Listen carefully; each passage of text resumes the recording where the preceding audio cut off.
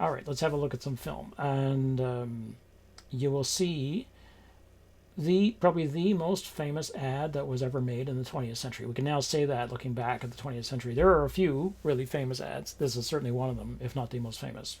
That's fine. If somebody else says, well, the most famous is, it's like, okay, fine. Okay. I'm not going to fight with them. And then I put after that an ad for George W. Bush, who was running for president in 2000 and was just elected when this same crazy process that we just came through with Trump and Biden, where because of Florida and the voting machines in Florida, it looked as though Al Gore was elected, but then, and the numbers were with Gore, but then it went to the courts, and the court said no, Bush won, and Gore said, okay, we're going to have a revolution we're going to have a civil war if I don't give up. So he gave up, and Bush was elected and then reelected. Okay, so you'll see that, and then I have some diagrams, so I'll come on and talk about that stuff then. Okay, this is enough background. 1, 2, 3, 4, 5, 7, 6, 8, 9, 10, 9, 8, 7, 6, 5, 4, 3, 2, 1, 0. These are the stakes. To make a world in which all of God's children can live, or to go into the dark. We must either love each other or we must die. Vote for President Johnson on November 3rd. The stakes are too high for you to stay home. Today we live in a world of terror, madmen and missiles.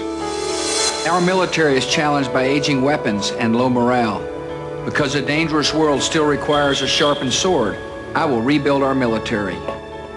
I will move quickly to defend our country and allies against blackmail by building missile defense systems.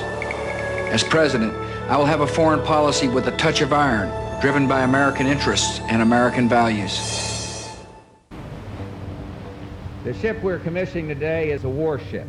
Her mission, to preserve the peace. On Veterans Day 1981, Vice President George Bush commissioned the USS Ohio, the first Trident submarine. To this day, it is the most fearsome weapon system ever built. The Trident weapon system can rain down thousands of nuclear warheads and wreak destruction that probably threatens the survival of humankind on Earth. We all knew what a weapon of mass destruction that could be. And we never wanted to fire one in anger. Never. We would have lost everything had we done that. There are 18 Trident submarines, each armed with 24 nuclear missiles. Each missile carries 8 separate warheads aimed at different targets. Together, they are responsible for roughly half of America's nuclear arsenal. These capabilities will bring sobriety to the mind of any foreign leader who has the inclination to use weapons of mass destruction against ourselves or our allies.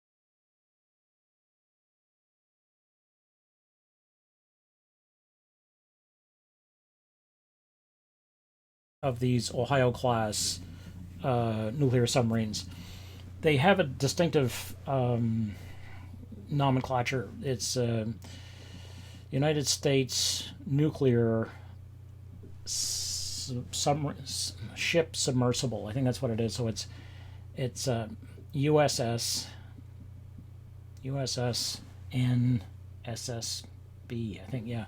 So it's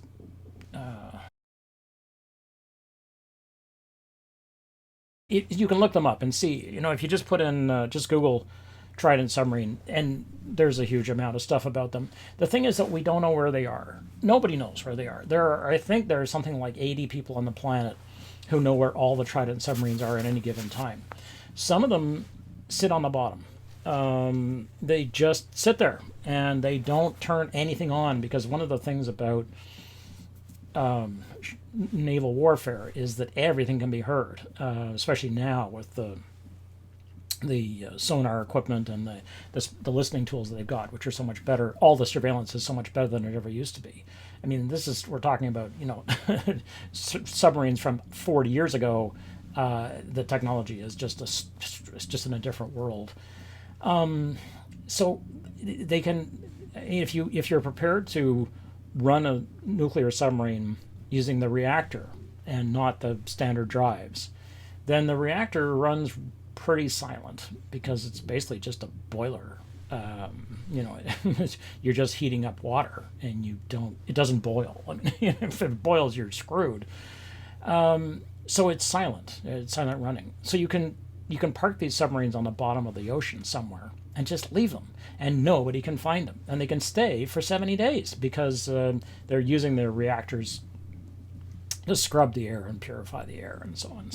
And they're huge, right? I mean, they're just these massive things. And when you see them with their hatches open, it's terrifying. I mean, oh God, some of those pictures of, they show that, and they obviously are going to show that stuff around because it's deterrence, which we will talk about. The triad, the nuclear triad, is still the way that the United States. I don't know about Russia because I haven't followed. I have not kept up on what the Russian military looks like now, and what Russia has been investing in. I mean, I don't know what Putin has been doing. It's not clear. The Chinese obviously are investing in this stuff, so everybody's investing in the same kinds of very high. These are very high tech. This is very high technology. I mean, submarines represent the highest pieces of technology, probably all in one system that we've got on the planet, apart from, say, a fighter aircraft, which in itself is one little package of extraordinarily high technology. So the thing about these submarines is that they because they can be anywhere, they are always within the mission is to be within 15 minutes of striking distance of the main perceived threats. So presumably there are a number which are near enough to China that they can fire their missiles and then be near China. If one of these things unloads, it's the end. I mean, as a friend of mine used to say, you want to hope you're in downtown Toronto when the bombs go off, because you want to be at the epicenter of one of these things. You just stop existing. That's the best way to go. So the triad is this. Is still the central organization of the nuclear forces in America. Sea-based, land-based, air-based. And this piece that we're looking at is the beginning of the air-based mission, because the missiles themselves did not have enough power to reliably blast off from the continental United States and get to Russia. And the thing is that they couldn't necessarily get there fast enough. But if you're bombing, if the bombers are carrying the weapons and you're prepared to drop them, then you don't have to get that close. You just need to stay nearby. So that's the mission of SAC at this point in the history of nuclear weapons. So you've got, but again, this is the difference between, say, a land-based missile and an air-based missile. Which is why the cruise missiles were so important. Most cruise missiles, these are cruise missiles. A cruise missile is essentially an intelligent flying bomb that has little wings, little fins, and they're programmed. I mean, they're directable. They're programmable, and you stay in communication with the missile as it's flying. You can change the correction, and they can fly close to the land. We're talking about a couple of 100 feet above the land. They can fly what is called nape of the earth, so they can follow mountains, and they're moving fast. I don't think they're supersonic, but they're traveling roughly 600 to 700 miles an hour, but nape of the land, right? So you're not going to catch these things. I mean, you got to find them, you got to kill them. So the cruise missiles can be dropped. They can also be fired from a big naval cruiser. Most cruise missiles are fired that way, by ship, but you can also drop them. You can airdrop them. So you drop them, and it's spooky. You'll see these things. They essentially drop out of an aircraft like bombs, and then they pop out a couple of fins and they start flying. Their rocket motors take off and they start flying. Okay, you're not going to catch those suckers. If they have a nuclear tip, they don't have to be. I mean, you can put anything on a cruise missile, basically, you want, up to a point in terms of weight. Okay, so these different things are still at the main architecture of America's nuclear power. And the land-based missiles under Reagan, there was this huge sort of, scandal, I guess, because people they didn't believe the technology could work. Just like the Star Wars technology, it was called SDI, the Strategic Defense Initiative, which is supposed to be like Iron Dome is. I mean, Israel says Iron Dome works. Who knows? I don't believe it. But they say, we've got 100%. Okay, whatever.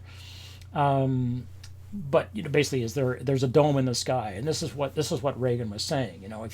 We're going to put up a defense shield so that anything attacking the United States will be shot down by killer satellites. Okay, well, that was nonsense. I mean, the technology wasn't going to work in the 1980s. It's sort of working now, but even then, it's another whole story. And again, we can talk about that kind of thing if you're interested in sort of the implications of it. You may or may not be interested in the technology. I don't expect you are, but some people are. That's fine. We can talk about that too. So Reagan had this idea that America would build. It already has missile silos. So these are silos in the ground, like a farmer's silo that you keep the corn, right? Except it's buried. And in the silo, there's a rocket, there's a missile. And so if you want to shoot a missile off, you roll back the cover and off goes the missile. And that's it, right? I mean, it goes circumpolar and it actually leaves the atmosphere and flies over the pole, comes back in the atmosphere, and that's it. I mean, you're not going to catch a missile when it's coming at you, re-entering the atmosphere. But at that point, that is traveling faster than sound. So the idea was to shuttle these missiles around between these different silos, so the enemy never knew, which silo to target. Okay, whatever. That's the MX missile system. Okay, that's probably enough of that.